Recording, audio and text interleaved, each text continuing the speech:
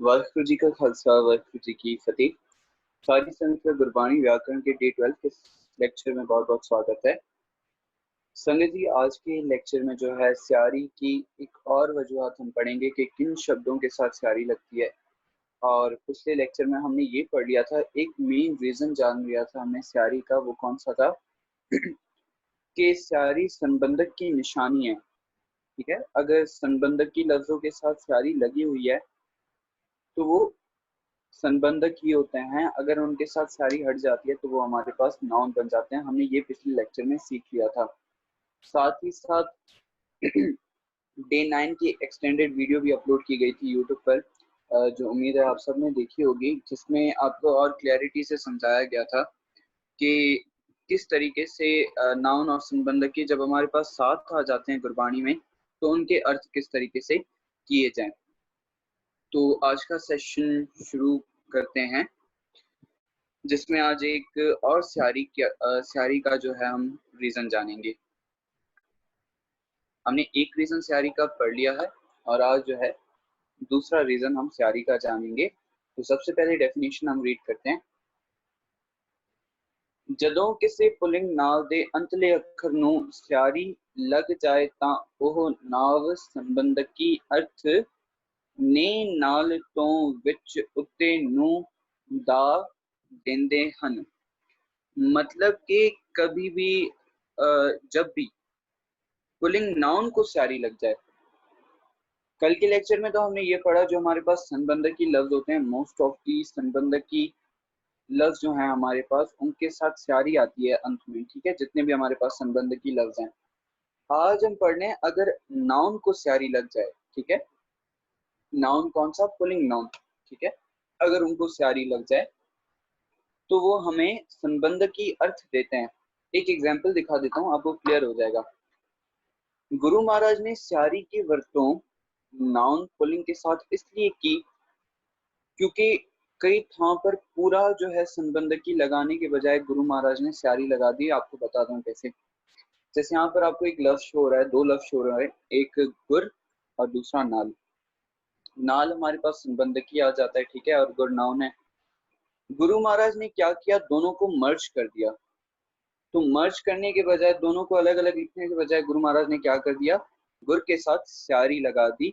Meaning क्या हो जाएगा, पंक्ति के मुताबिक अगर पंक्ति होगी हमारे पास तो गुर नाल भी मीनिंग हो सकता है, गुर ने भी मीनिंग हो सकता है, गुर तो भी मीनिंग हो सकता है। ठीक है, यहाँ पर जस्ट एक एग्जांपल आपको शो की गई है कि दो लफ्ज जो थे, उन दो लफ्ज को आपस में मर्ज करने के लिए गुरु महाराज ने स्यारी लगा दी। स्यारी की वरतों नाउन के साथ कर दी। ठीक है संजय जी, अब हम जो है गुरबानी की एग्जाम्पल्स लिखते हैं और आप मुझे बताइएगा कि कहाँ कहाँ पर कौन कौन सा संबंधक की स्यारी के साथ लगा होगा। ठीक है, पहली पंक्ति मैं बता दूंगा, दूसरी पंक्ति आप बताएंगे। जैसे कि गुरु महाराज यहाँ पर कह रहे हैं, गुरपुर मेरी राख लई। अब यहाँ पर अर्थ क्या हो जाएंगे कि गुरपुर ने, ठीक है, क्योंकि स्यारी लगी हुई है, गुरपुरे ने मेरी रक्षा कर लई या राख लई। ठीक है, गुरपुरे मेरी राख लई। राख यहाँ पर क्या हो जाएगा, राख यहाँ पर हमारे पास जो है संबंध की अर्थ देगा कि गुरपुरे ने मेरी रक्षा करी। ठीक है, अच्छा, अभी दूसरी पंक्ति की तरफ आते हैं। पाक हुआ गुर संत मिलाया। अभी आप बताइए यहाँ पर क्या अर्थ गुर के हमें मिल रहे हैं? गुरनाल, गुरतों, गुर विच या गुरदे।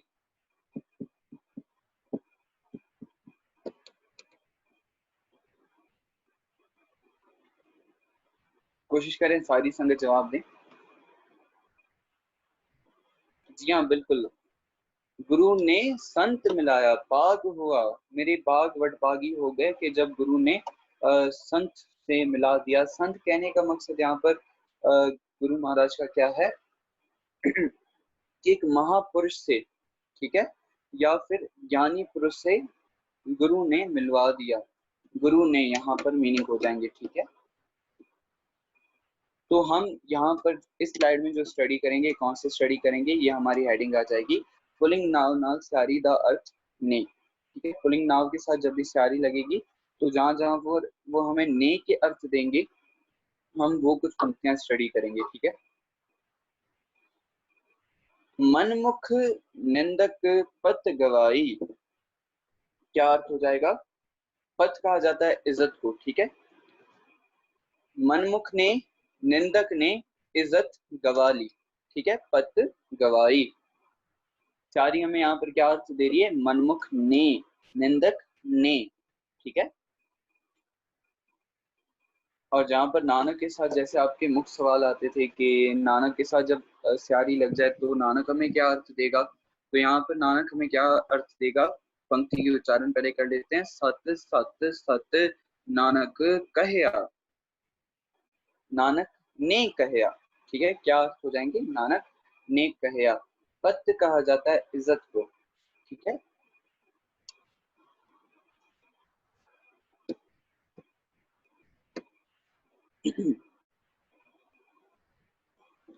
चलें कुछ और पंक्तियां देख लेते हैं और देखते हैं यहाँ पर हमें क्या अर्थ मिलते हैं।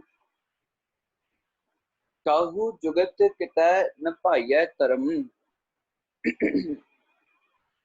यहाँ पर कौन बताएगा कि दोनों के साथ स्यारी लगी हुई है और हम यहाँ पर हमें कौन से जो है अर्थ मिलेंगे? आप चैट बॉक्स पर बताइए कि यहाँ पर हमें क्या क्या अर्थ मिल सकते हैं, या क्या स्यारी यहाँ पर हमें अर्थ देगी।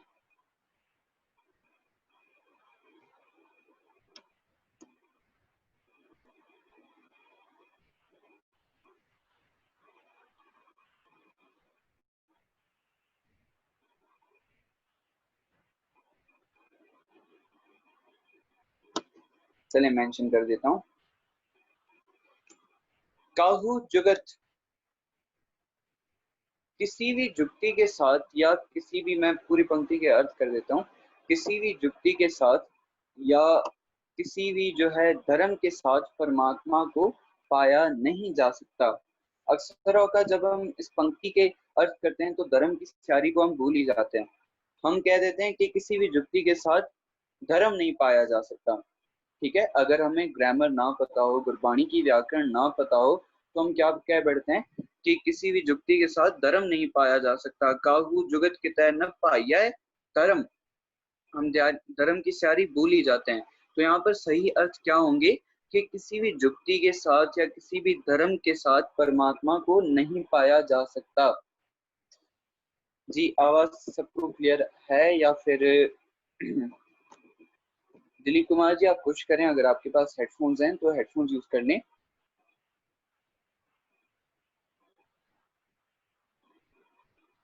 जी क्लियर है सबको आवाज। तो यहाँ पर गुरबाणी के या पंक्ति के क्या अर्थ हो जाएंगे कि किसी भी जुक्ति के साथ या किसी भी तरम के साथ परमात्मा को नहीं पाया जा सकता। ठीक है संगत जी, एक और एग्जाम्पल हम देख लेते हैं। जो साबुन कापर उजल होते, जैसे साबुन के साथ, ठीक है, साबुन नाल, यहाँ पर स्यारी हमें क्या अर्थ देगी? नाल। जैसे साबुन के साथ कपड़े उजल हो जाते हैं, उजल का मतलब यहाँ पर खिन जाते हैं या साफ हो जाते हैं। ठीक है, उजल का मतलब हो जाएगा।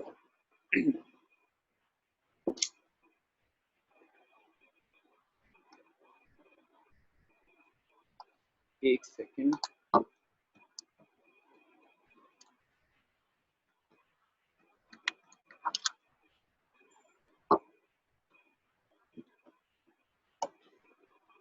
जी, जो साबुन का पर उजल होते, तो यहाँ पर साबुन के साथ स्यारी है और स्यारी हमें क्या दे रही है कि यहाँ पर संबंध की नाल लगा हुआ है। ठीक है, हमने पंक्ति को देखकर जो है पंक्ति के अर्थ करने हैं और वहां पर कौन सा संबंध की लगेगा वो हमने जो है पंक्ति के मुताबिक सोचना है। ठीक है, थोड़ा एक और एग्जांपल पर आ जाते हैं। जी हाँ, सारे जो हैं जितने भी संबंध की वर्ड्स आ जाएंगे वो दोबारा मैं शो कर दूंगा इनमें। सच मिलै सचार कूड़ न पाइयै, अब कौन बताएगा यहाँ पर स्यारी कौन से अर्थ दे रही है हमें?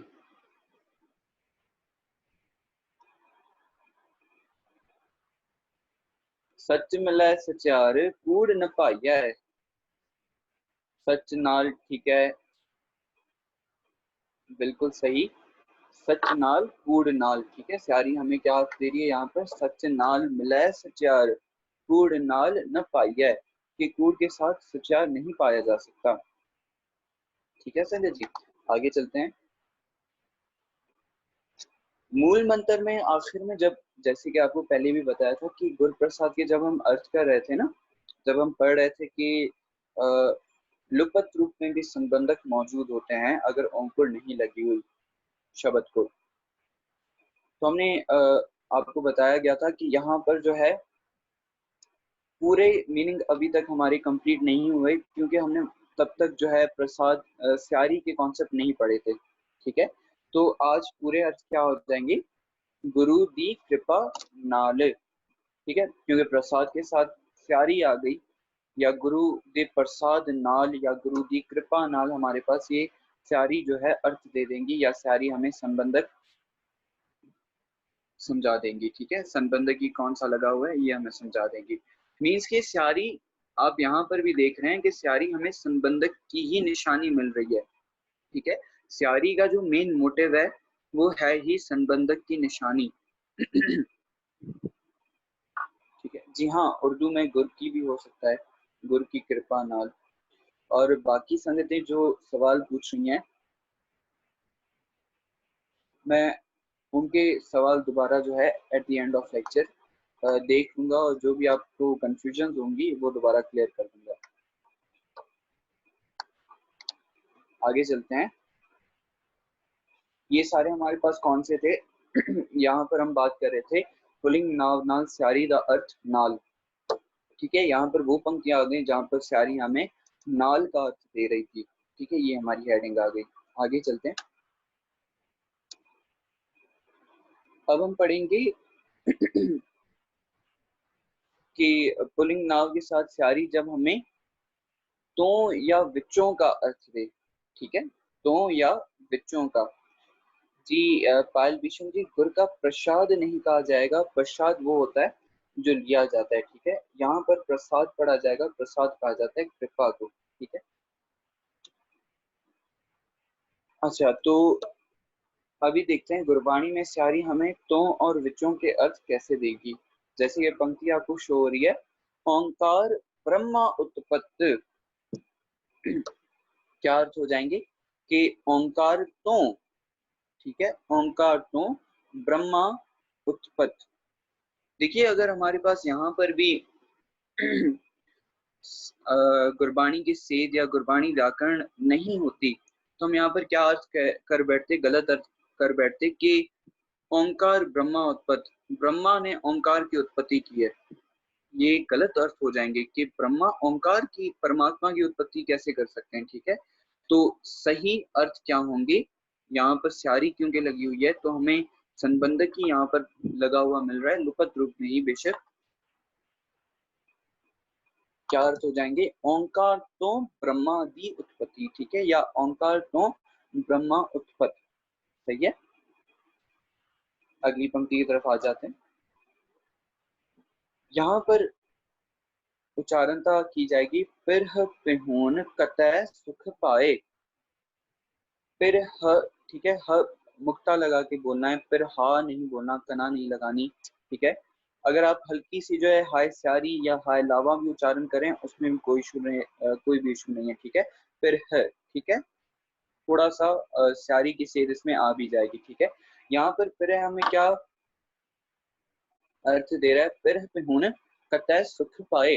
फिर तो, फिर कहा जाता है पति को, या यहाँ पर कहा जाता है पति परमेश्वर या पति परमात्मा को। ठीक है, क्योंकि गुरबाणी अक्सर औकात हमें जो है ना परमात्मा के साथ रिलेशंस बनाना सिखाती है, संबंध बनाना सिखाती है। कहने का भाव, कभी गुरबानी कहती है कि परमात्मा को अपना मीत बना लो, कभी गुरबानी कहती है कि परमात्मा को अपना पिता बना लो, कभी कहती है भाई बना लो, कभी गुरबानी कहती है कि परमात्मा को ऐसे जानो कि वो आपका पति है। क्योंकि औरत हमेशा जो है अपनी पति की जो है हर वक्त क्या करती है, वड्याई करती है, विचार करती है, उसको खुशी मिलती है अपने पति की वड्याई करने में। तो कहने का भाव, पति वाला रिलेशन क्यों गुरु महाराज कहते हैं कि जैसे औरत को अपने पति की हर वक्त वडियाई करने में सुकून मिलता है, वैसे ही इंसान को भी जब वो परमात्मा की वडियाई करे या परमात्मा की बातें करे तब उसको सुकून मिल जाता है। ठीक है, तो यहाँ पर हाय सारी का क्या मीनिंग हो जाएगा फिर तो। और एक और बात, ये आगे भी जो है स्लाइड्स आपको शो कर दूंगा। हाय सारी जब भी आ जाए नाउन वर्ड्स के साथ तो वहां पर एक वचन की ही बात होगी। ठीक है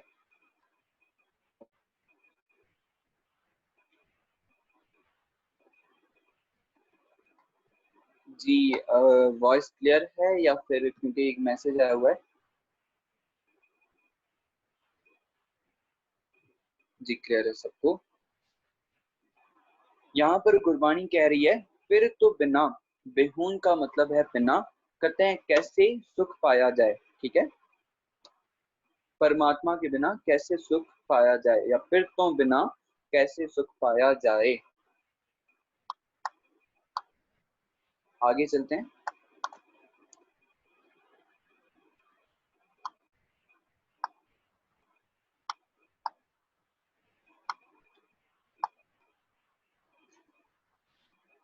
जी, उच्चारणता फिर ह की जाएगी मुक्ता लगा के। ठीक है, अगर आप हल्की सी ज्यादा नहीं, ठीक है, हाय सारी और हाय लावा अगर उच्चारणता हो रही है उसमें भी कोई मिस्टेक्स नहीं होंगी। ठीक है, फिर है या फिर हा नहीं बोलना या फिर है नहीं बोलना, यहाँ पर बिंदी की उच्चारणता नहीं करनी। ठीक है, फिर ह बोलना है। ठीक है, ब्रेक लगा के फिर ह।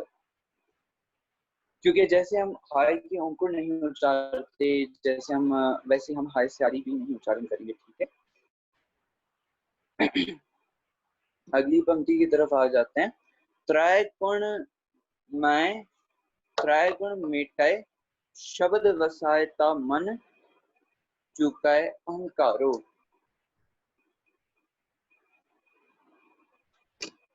जी एक सेकंड।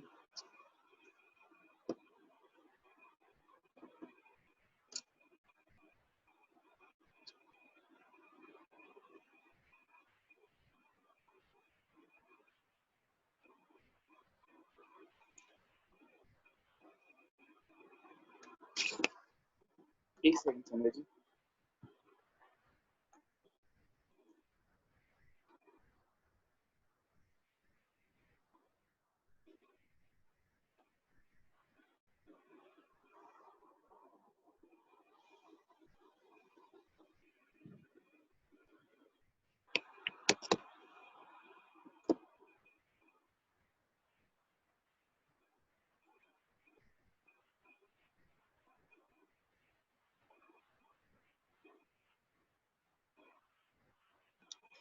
जी, त्रैगुण मेटाए शब्द वसायता मन, चुकाए अहंकारों।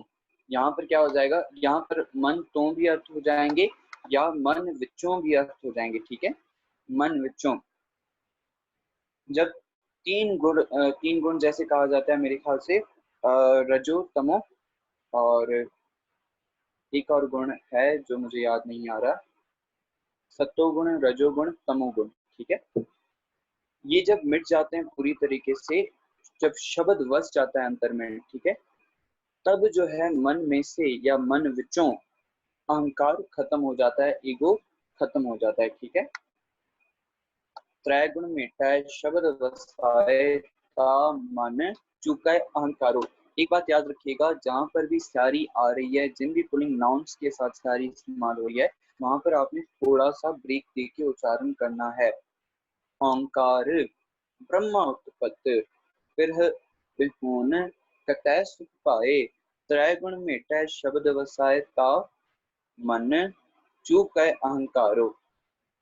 ब्रेक क्यों लगा देना है हमने, क्योंकि संबंध की अर्थ का पता चल जाए हमें, इस वजह से ब्रेक लगाना है। अगर दोनों शब्दों को मन चुका अहंकारो एकदम से कह देंगे तो पता नहीं चल पाएगा, या सुनने वाले को भी पता नहीं चल पाएगा कि यहाँ पर कोई संबंध की है भी या नहीं।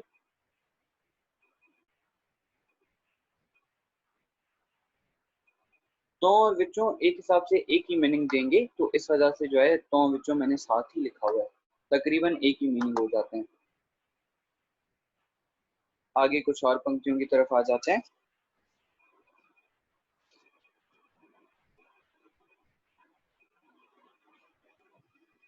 पुलिंग नाव नाल स्यारी का अर्थ विच या फिर उत्ते।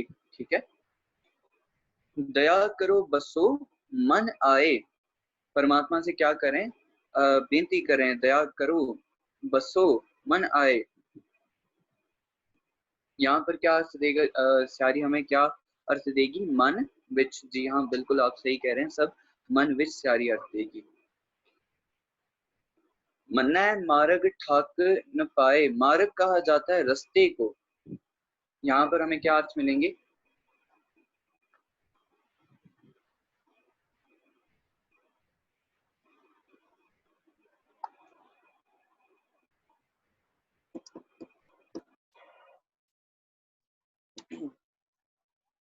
जी हाँ, मन्ना मार्ग ठाक न पाए, मार्ग कहा जाता है रास्ते को। ठीक है।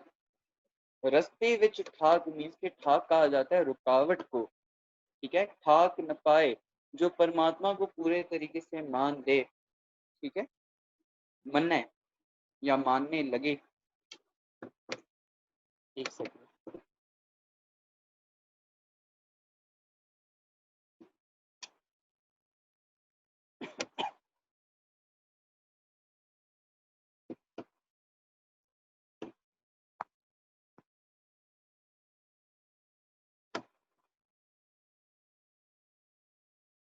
जी, परमात्मा को मान लेने से, ठीक है, जो परमात्मा को मान ले या मान ले, ठीक है, उसके रास्ते में रुकावट नहीं आती। यहाँ पर गुरु महाराज कह रहे हैं। ठीक है। मारक यहाँ पर सारी हमें क्या अर्थ दे रही है, विच के। कागद कलम न लिखण हार, यहाँ पर कागज के साथ स्यारी लगी हुई है। ठीक है। तो कागज हमें कौन से अर्थ देगा यहाँ पर, कागज उते। ठीक है। कागज उते कलम न लिखण हार, दर सच्चाई सद शोभा पाए। जी, यहाँ पर किस तरीके से अर्थ लगेंगे, और आप इस पंक्ति के पूरे अर्थ करिए। दर सच्चाई सद शोभा पाए।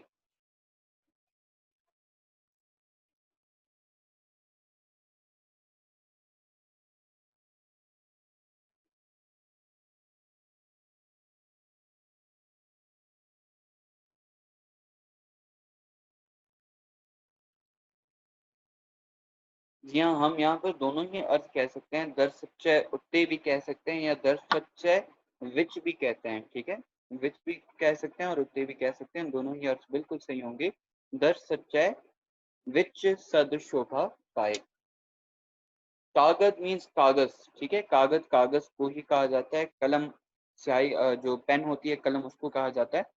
कागज कलम न लिखण हार, कागज उत्ते कलम ना लिखण हार। ठीक है। यहाँ पर ये मीनिंग हो जाएंगे पंक्ति के।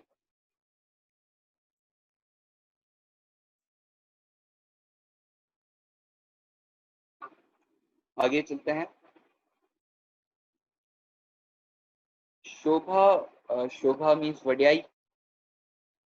साध मीन ऑलवेज, सद, जी हाँ, सद मीन्स ऑलवेज, बिल्कुल।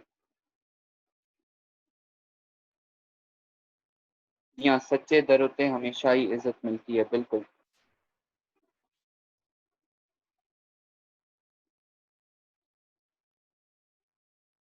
कागज कलम लिखण हार, इसकी मीनिंग है कागज उते कलम नहीं जो है लिखी जा सकती। लिखनहार, यहाँ पर लिखनहारे की बयान हो सकती है, बयान हो रहा है। ये जो पूरी पौड़ी आती है ना, इसमें गुरु महाराज बात करते हैं, जो पर्सन परमात्मा को मानता हो, ठीक है, पूरे तरीके से या मान चुका हो, उसकी महिमा बयान नहीं हो सकती। अगर कोई कथन करता है कि मैं ऐसे पर्सन की महिमा बयान कर सकता हूँ जिसने परमात्मा को मान लिया है, तो गुरु महाराज कहते हैं वो ठोकर खाएगा। और गुरु महाराज कहते हैं कि कागज कलम के भी ऊपर जो है उसकी महिमा या उसकी वड्याई नहीं लिखी जा सकती। बेशक कितना भी कागज या कितनी भी कलम खर्च कर दी जाए, पर जिसने परमात्मा को मान लिया है, उसकी महिमा, उसकी गत जो है बयान नहीं हो सकती। इस पंक्ति में गुरु महाराज इस पूरी पौड़ी में मेन जो बात करते हैं वो यही बात करते हैं गुरु महाराज।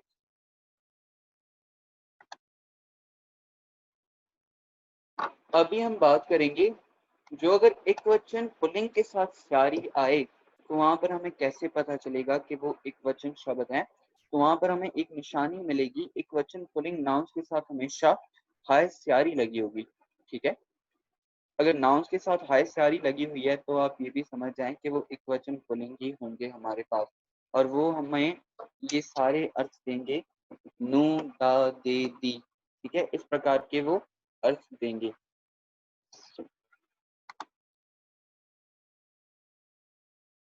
जैसे नानक बाग हुए जिस मस्तक काल मार बिदारे।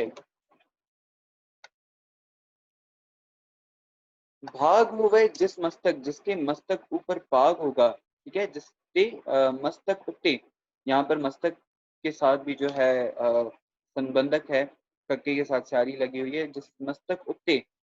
ठीक है, यहाँ पर उत्ते मीनिंग हो जाएंगे काल मार पितारे।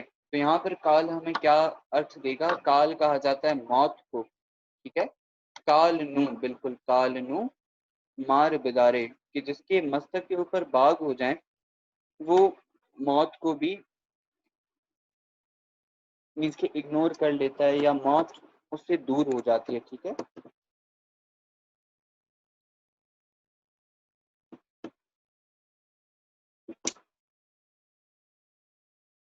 एक सेकंड।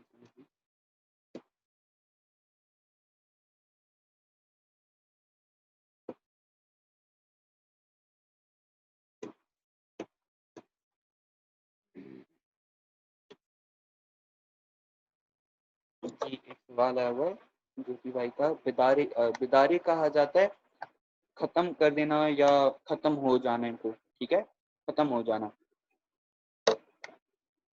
नाश हो जाना, अगर हम पंजाबी में कहें नाश हो जाना।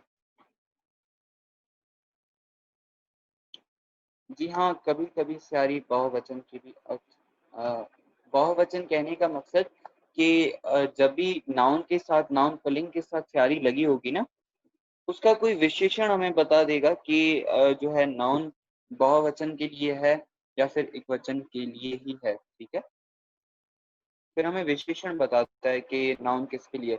पर हाय स्यारी जब भी लगी होगी नाउन्स के साथ, जी हाय स्यारी जब भी लगी होगी नाउन्स के साथ, तब हमारे पास एक ही मीनिंग होगा कि यहाँ पर नाउन एक वचन पुल्लिंग की ही बात हो रही है।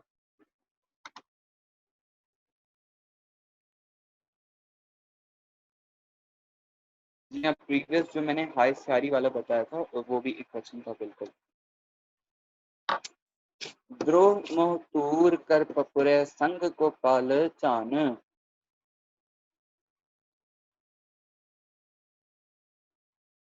काल अगर आप उच्चारण करते हैं तो कोशिश यही रखनी चाहिए कि हाय सारी बिल्कुल हल्की सी उच्चारण हो, ज्यादा ना उच्चारण हो। हमने मेन जो हमारा मोटिव है वो मुक्ता ही उच्चारण करना है। ठीक है, पर कई प्रकार ऐसे लफ्ज आ जाते हैं जिसमें मुक्ता उच्चारण होता ही नहीं है। ठीक है, तो इस वजह से मैं कह रहा हूँ कि हाय सारी आपने बिल्कुल हल्की सी उच्चारण करनी है, ज्यादा नहीं।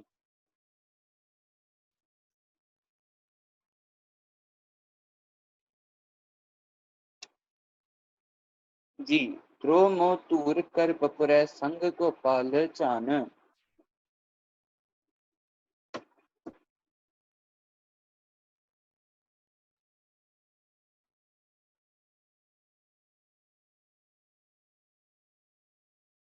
यहाँ बिल्कुल गोपाल नु, यहाँ पर क्या अर्थ हो जाएंगे हमारे पास, गोपाल नु या परमात्मा नु।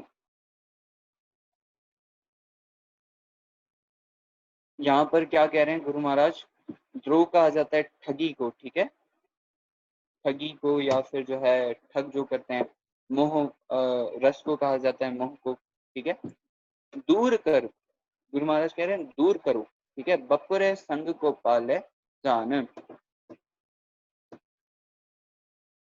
बपुरे कहा जाता है यहाँ पर गुरु महाराज किसी पर्सन को संबोध कर रहे हैं। ठीक है, बपुरे, बपुरे के मीनिंग होते हैं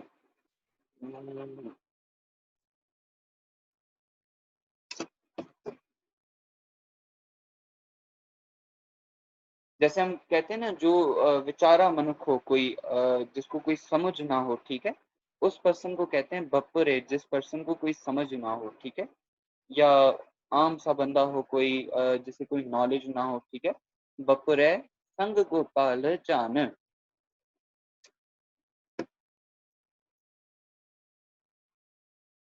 जी नहीं, संघ तो हमारे पास संबंधक आ जाएगा ना। संघ के साथ ऑलरेडी सियारी है, मीन्स के संघ हमारे पास संबंधक है। संघ का अपना ही मतलब है नाल, ठीक है। बपर है संग गोपाल है जान, मीन्स के ए प्यारे या ए विचारे परमात्मा को साथ जानो, ठीक है, उर्दू में हम कह लेंगे। जी हाँ, काले मीन्स मौत। अगली पंक्ति की तरफ आ जाते हैं। खसमह जान क्षमा कर रहे। देखिए यहाँ पर अभी हाय सारी हल्की सी उच्चारण हो रही है, खसमह, ठीक है। जान क्षमा कर रहे, यहाँ पर क्या अर्थ हो जाएंगे? खसमह, खसम भी कहा जाता है परमात्मा को, ठीक है।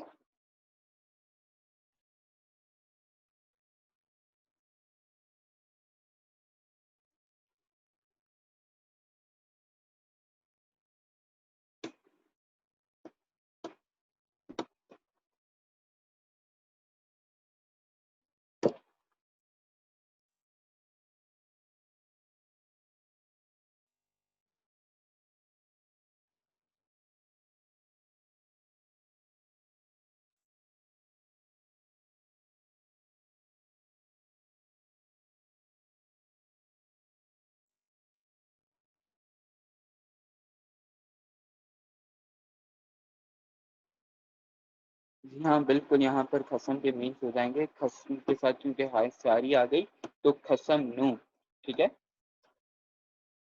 क्षमा कहा जाता है खसम चाण क्षमा कर रहे। क्षमा कहा जाता है,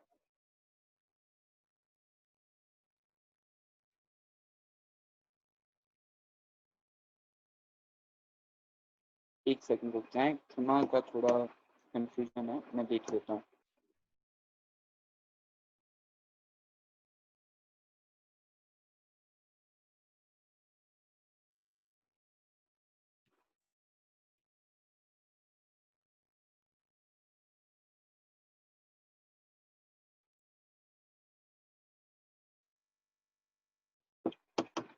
क्या क्षमा वैसे माफी कोई कहा जाता है, पर अर्थ में यहाँ पर हमारे पास जो है क्षमा के कुछ और भी मीनिंग्स आ रहे हैं।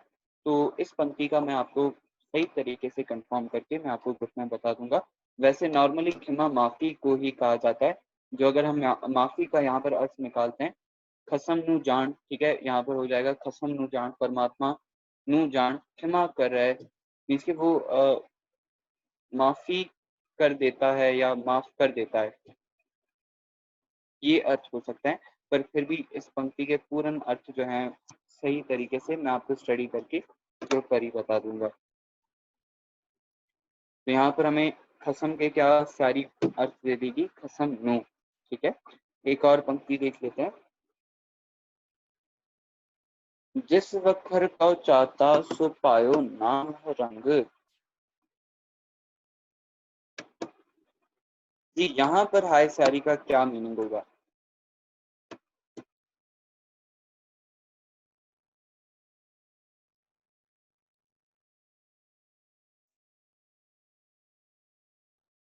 नाम दा, जी हाँ नाम दा बिल्कुल। जिस वखर का चाहता सो पायो नाम रंग।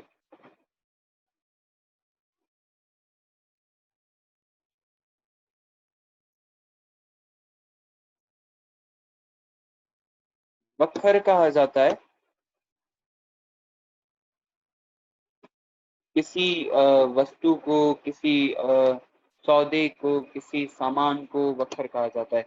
कि जो चीज मैं चाहता था, ठीक है, वो मुझे कहाँ पर मिला? नाम के रंग में मिला, ठीक है। गुरु महाराज यहाँ पर कह रहे हैं वखर सौदे को भी कहा जाता है, वखर सामान को भी कहा जाता है, वखर वस्तु को भी कहा जाता है। वखर के बहुत सारे मीनिंग होते हैं, ठीक है। और वखर के साथ अंकुर नहीं लगी। अच्छा एक और बात, यहाँ पर आप देख रहे हैं कि कव के साथ उड़े अंकुर लगी हुई है, पर ये हमारे पास नाउन नहीं होगा, क हमारे पास संबंधक ही होगा। वजह क्या? क्योंकि उड़े के साथ स्यारी लग ही नहीं सकती।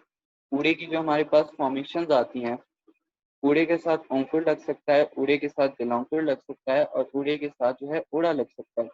तो उड़े की हमारे पास यही फॉर्मेशंस आ जाती हैं, इस वजह से यहाँ पर उड़े को अंकुर लगी है और क भी हमारे पास संबंधक ही हो जाता है। ठीक है संजय जी? जी, उम्मीद है ये पंक्ति सबको क्लियर हो। आगे चलते हैं।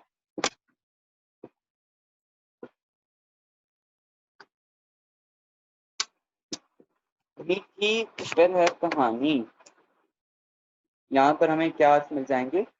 मीठी फिर है कहानी। जी नहीं रीटा कुमारी जी, उड़े के साथ कभी स्यारी नहीं लगती। जी बिल्कुल, मीठी फिर है दी कहानी। ठीक है, यहाँ पर फिर हमें क्या अर्थ दे रहा है? दी। ठीक है, स्यारी हमें दी के अर्थ दे रही है।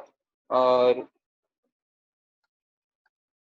जी हाँ, रीटा कुमारी जी का जो सवाल था कि उड़े के साथ कभी स्यारी नहीं लगती, उड़े के साथ कभी भी स्यारी नहीं लगती। स्यारी सिर्फ हमेशा ईड़ी के साथ लगती है। ठीक है, जो हमारे पास पहली लाइन आ जाती है ना, उसमें हमारे पास आयरा, कूड़ा और ईड़ी, इसमें जो मुहावनीज मेंशंस होती हैं, लाखना की जो पहली लाइन आ जाती है, जब हम लगमातर पढ़ते हैं, मुहावनीज का चैप्टर पढ़ते हैं, तो उसमें जो हमारे पास पहली लाइन आ जाती है, उसमें जो मुहावनीज मेंशन होती हैं आयरे के साथ, ईड़ी के साथ और उड़े के साथ, वही मुहावनीज उनके साथ हमेशा लगती हैं। कहने का भाव कि ईडी के साथ कभी मुक्ता नहीं लगेगा। आप कभी भी नहीं देखेंगे ईडी मुक्ते के फॉर्म में गुरबानी में कहीं मौजूद हो। ईडी आपको दिलावा के फॉर्म में भी नहीं मिलेगी। ठीक है, इसी तरह आयरे के साथ आप कभी स्यारी नहीं देखेंगे, आयरे के साथ कभी प्यारी नहीं देखेंगे। तो कहने का भाव ये जो हमारे पास तीन लफ्ज आ जाते हैं, तीन अल्फाबेट्स आ जाते हैं, इनके साथ हमेशा आयरे आयरे के साथ मुक्त कना, जितने मुझे याद है, मुक्त कना आयरे के साथ लगता है। उसके बाद कनोड़ा आयरे के साथ लगता है, दिलावा आयरे के साथ लगती है।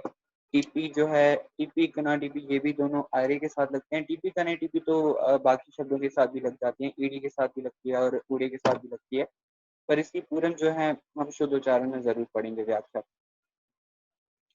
फिर मीन्स कहा जाता है, फिर कहा जाता है परमात्मा को। ठीक है, और हाय स्यारी आ गई मीन्स के यहाँ पर फिर हमें संबंध की अर्थ देगा। और हाय स्यारी का ये मतलब होता है कि लफ्ज यहाँ पर या शब्द यहाँ पर एक वचन पुल्लिंग है। जी संजय जी, आज का लेक्चर यहीं पर खत्म होता है, और अगर आपकी कोई भी सवाल है तो आप पूछ सकते हैं।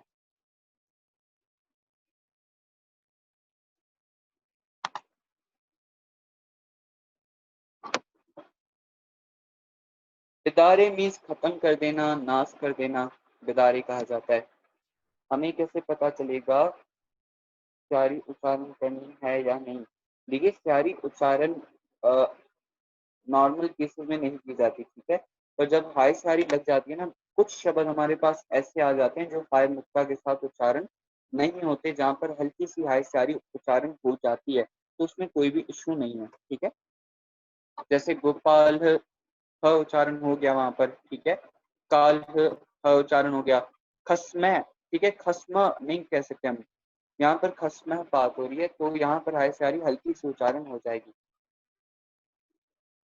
यहाँ स्टार्ट वाला रिपीट कर देता हूँ। थर्ड पंक्ति फिर से समझा दूं, मैं समझा देता हूँ। ठीक है, मीत की तरह कहानी, भैया ये वर्ड स्त्रीलिंग नहीं है। नहीं, फिर देखिए, फिर है परमात्मा को कहा जाता है। ठीक है, तो परमात्मा की जो कहानी है वो मीठी लगती है। ठीक है, परमात्मा की जो कहानी है वो मीठी लगती है। समझे, यहाँ पर जो मीठी है वो कहानी का विशेषण हो जाएगा। ठीक है,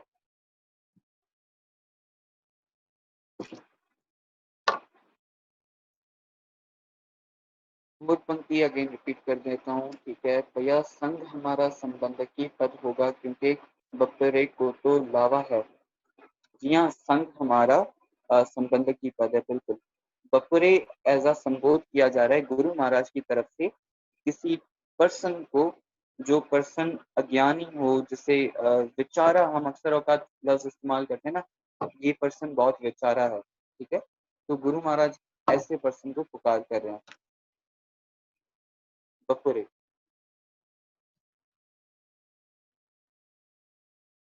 भैया स्यारी के संबंध अलग होते हैं। रीटा कुमारी जी, आपका सवाल नहीं समझ आया।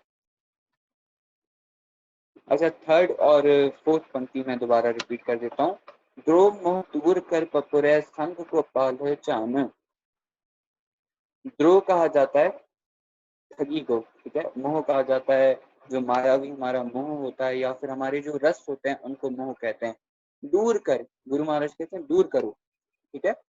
बपुरे, हे बपुरे या फिर हे विचारे, यहाँ पर बपुरे गुरु महाराज संबोध कर रहे हैं, ठीक है, हमें। बपुरे संग को पाले जान, परमात्मा को साथ जानो। खसम जान क्षमा कर रहे, खसम नु जान क्षमा कर रहे। यहाँ पर पंक्ति में थोड़ी कंफ्यूजन थी, इस वजह से मैंने आपको कहा था कि ग्रुप में ये क्लियर कर दूंगा। क्षमा कर रहे, हाँ, यहाँ पर अगर हम अर्थ निकाल सकते हैं तो यही अर्थ निकल पाएंगे कि परमात्मा जो है बख्श कर देता है या बख्श देता है। बपुरे की मीनिंग हे विचारे आप लिखें, अगर आप अपने नोट्स बना रहे हैं, हे विचारे, ठीक है। बपुरे हे विचारे मीनिंग हो जाएगा।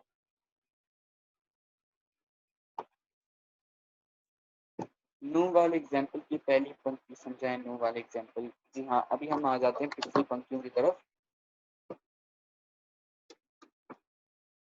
मैं आपको स्लाइड शो कर देता हूँ, उसमें फिर आपको जो भी क्लियर नहीं है आप बता दें। जी, ये आपको स्लाइड शो हो रही है, उसमें आपको जो भी पंक्ति क्लियर नहीं आपको बेशक बता दें।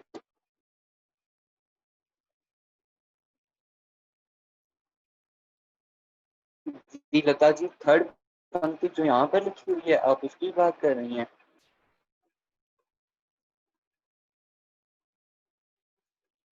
ये वाली स्लाइड सबको क्लियर है, सारी संगत को?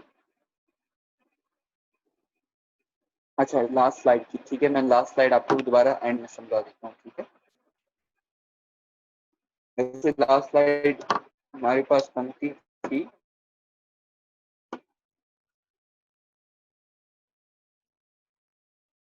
खस्म जान क्षमा कर रहे। देखिए यहाँ पर खस्म के साथ सारी थी, तो सारी हमें क्या से दे रही थी, संबंधक की के खसम नु जान रह सकते हैं यहाँ पर कि परमात्मा बख्श देता है। पर इस पंक्ति के थोड़ी से जो है अर्थ में कंफ्यूजन है, मैं आपको पूरे जो है स्टडी करके दोबारा ग्रुप पर बता दूंगा। यहाँ मनीष कुमार कह रहे थे कि इसमें पहली पंक्ति मैं समझा दूं, दया करो बसो मन आए। परमात्मा से कह रहे हैं दया करो बसो मन विच आए, मन विच आके बस से जाओ, ठीक है। बहुत ही सिंपल मीनिंग है पंक्ति के। अच्छा, इसकी फोर्थ दर सच्चा सद शोभा पाए। दर सच्चे विच या दर सच्चे उत्ते भी हम कह सकते हैं यहाँ पर, और विच भी कह सकते हैं कि हमेशा शोभा मिलती है। शोभा कहा जाता है इज्जत को या मान को।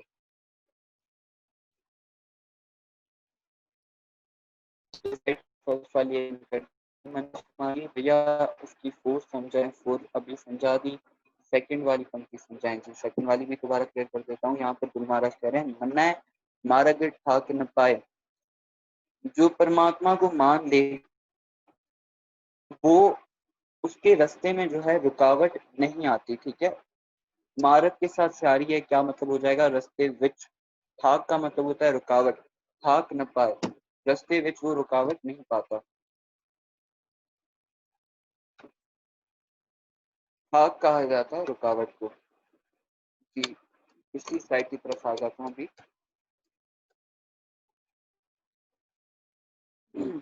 यहाँ पर गुरु महाराज तीन पंक्तियां जो है गुरु महाराज की लिखी गई थी। अभी अगर आपको इसमें से कोई भी क्लियर नहीं है तो आप बता दो बेशक।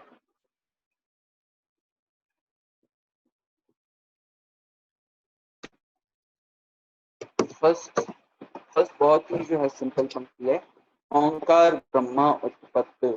ओंकार को ब्रह्मा उत्पत्ति हुए हैं, ठीक है। ब्रह्मा कहा जाता है जो हमारे पास तीन देवते आ जाते हैं, ब्रह्मा विष्णु महेश, ठीक है।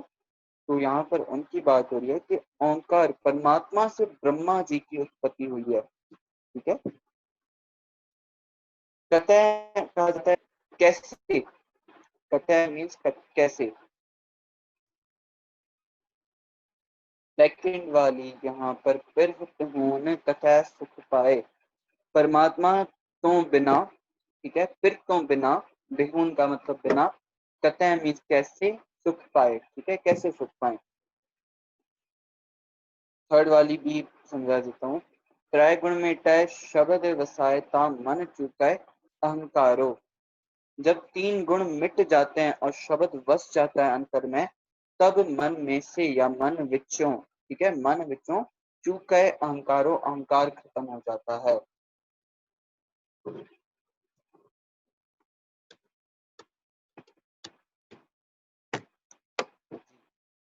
कुछ पंक्तियों के अर्थ बिल्कुल सिंपल हैं, जो पंक्तियां आपको बिल्कुल क्लियर नहीं है सिर्फ वही बताइए ताकि वही मैं एक्सप्लेन करूं। त्रय मीन्स तीन, बिल्कुल, त्रय मीन्स तीन। त्रय गुण हमारे पास होते हैं रजोगुण, तमोगुण, सतोगुण, ठीक है।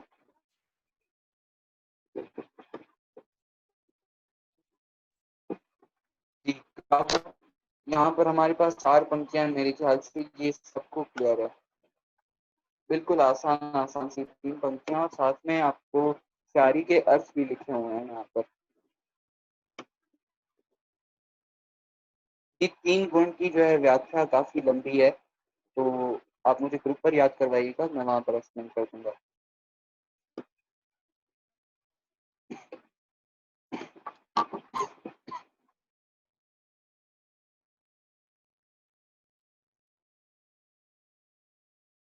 जी, ये स्लाइड सबको क्लियर है।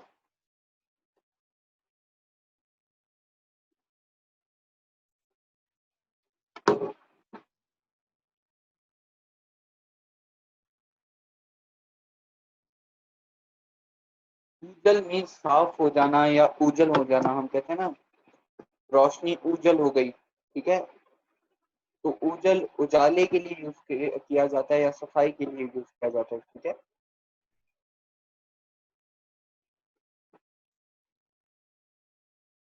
इमरान जी अभी टाइम चेंज नहीं हो सकता क्योंकि हमारी बस कुछ ही क्लासेस अभी रह गई हैं, 8 क्लासेस रह गई हैं, तो बस 8 क्लासेस पर अपने आप को एडजस्ट कर देना। बताया बस अभी 12 बज गए हैं तो सेशन एंड ही होने वाला है। जिन संगतों में बस क्वेश्चन हैं उनको क्लियर किया जा रहा है।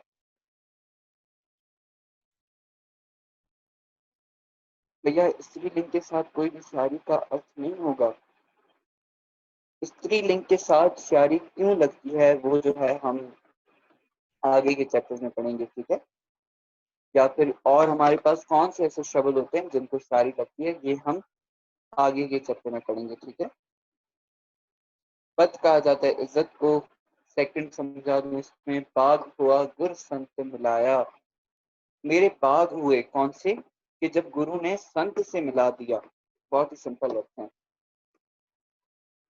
जी, होमवर्क आपको ग्रुप पर बताए जाएंगे। होमवर्क यही होगा कि आपने इस प्रकार तकरीबन 5 पंक्तियां गुरबानी में से फाइंड करके उसके ऑडियो में विचार करनी है, ठीक है। वो पंक्तियां पहले आपने उचारनी है और फिर उनकी विचार करनी है, ठीक है। जिन पंक्तियों के साथ शायरी लगी हुई हो, पुल्लिंग शब्द हो हमारे पास, और वो हमें संबंध की अर्थ दें, ठीक है। इस प्रकार की आपने गुरबानी में से पंक्तियां फाइंड करके ग्रुप में ऑडियो मैसेज के थ्रू भेज देनी है। कोशिश कीजिएगा एक ही ऑडियो मैसेज क्रिएट करिए। 5 नहीं हो सकती तो कम से कम 3 आप जरूर करिए, ठीक है। 5 शायद ज्यादा हो जाएंगी, आप 3 जरूर करिए। जी, यही हमारी जो है पहली स्लाइड थी और ये सबको ही क्लियर है।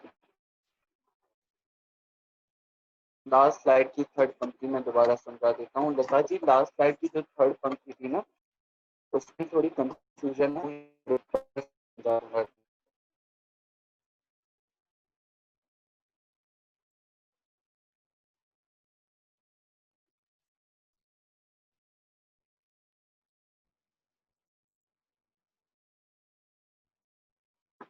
खस्म जान क्षमा कर रहे, खसम नु जान लवो। ठीक है, यहाँ पर जान के क्या मतलब हो जाएंगे, जान लो। ठीक है, जान जान जान लें। ठीक है, यहाँ पर अर्थ हो जाएंगे क्षमा कर रहे। यहाँ पर क्षमा जो है किसी और चीज को दर्शा रहा है। वैसे क्षमा की मीनिंग होती है, खसम कहा जाता है परमात्मा को। ठीक है, क्षमा के वैसे मीनिंग होते हैं बख्श। ठीक है, पर यहाँ पर शायद क्षमा कुछ और मीनिंग शो करा है। इस वजह से मैंने कहा था कि इस पंक्ति को थोड़ा सा स्टडी करके मैं आपको ग्रुप पर ही बता दूंगा।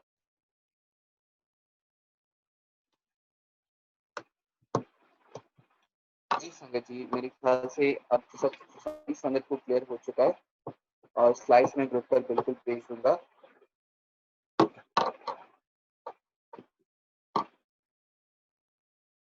सेकंड पंक्ति, द्रोह मोह दूर कर बपुरे संग गोपाल है चान। द्रोह कहा जाता है ठगी को, मोह कहा जाता है मायावी जो हमारा मोह होता है या रस होते हैं। ठीक है, उनको मोह कहा जाता है। दूर कर, गुरु महाराज करें दूर करो। बपुरे संग गोपाल है आनंद, तो कहा जा रहा है यहाँ पर अविचारी मनुख। ठीक है, अविचारी मनुख संग गोपाले जान, परमात्मा को हमेशा साथ जानो। ठीक है, गोपाल नु यहाँ पर गोपाल के साथ जो है हाय सारी लगी है, तो गोपाल नु मीनिंग हो जाएगा।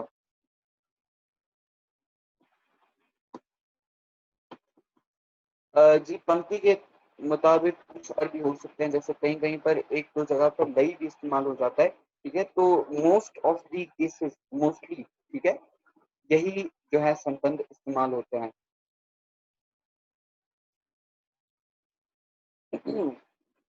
जैसे हमने काफी सारी पंक्तियां देख ली, इसमें हमारे पास नो, ने, नाल, विच, ऊपर ऊपर ऐसे जो है अर्थ मिल रहे थे, तो मोस्ट ऑफ केसेस यही जो है ज्यादातर संबंध की इस्तेमाल होते हैं। जी संजय जी, इतनी सेवा परवान, बच्चों की वार वार माफी, वाहिगुरु जी का खालसा, वाहिगुरु जी की फतेह।